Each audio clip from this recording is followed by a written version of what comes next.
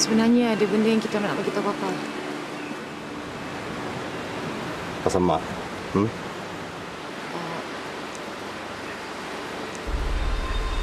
Pasal Mama. Mama dah sedar.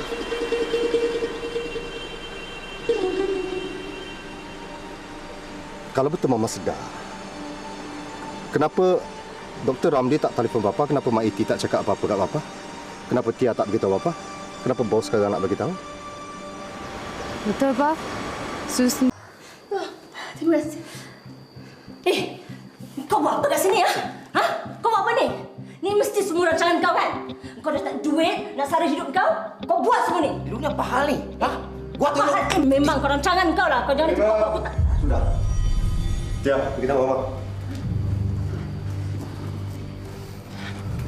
Sudah ikut Tia. Mama. Papa. Mama tak ada. Mama, siapa Mama? Ha? Siapa Mama ni? Adi, Indra, pergi cari Datuk Rumah. Cepat. Abang. Saya tak tahu apa jadi ni. Saya tak faham lah, bang. Dahlah, Mama. Jangan buat tak tahu. Tia tahu ni semua angkara Mama kan? Tia, Mama tak tahu apa betul.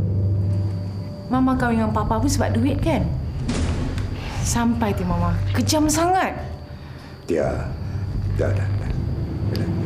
Kalau Tia tak percaya, Tia boleh tanya Mak Siti. Mama sendiri pun kena ikat tadi tahu. Tapi Mama rasa Mama tahu siapa punya angkara ni. Ni budak doang yang. Mama, dah. Tak payah nak berlakon lah. Tak, Tia. Pak Melati tak ada. Pak, Mama tak ada, Pak.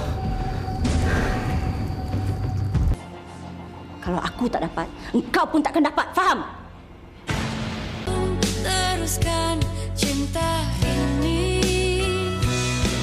dan aku pun terluka. Indra tak boleh nak bantu Papa jaga restoran dulu, Pak. Kenapa? Sebab sebenarnya lepas ni Indra akan balik ke sana balik. Lah. Bukan terus tinggal sini ke? Macam ni, Pak. Indra sebenarnya masih ada banyak perkara yang tak settle lagi kat sana.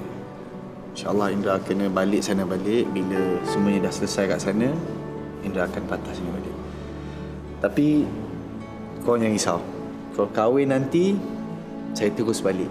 Macam mana pun terbang mesti sampai punya. Cuma kena bagi tahu bila. Dan itulah Papa, saya ingat bagi saya ruang, saya settlekan kerja kat sana dan saya akan balik bantu Papa. Okey. Ikut kata-kata anak Papa. Papa ikutkan aja.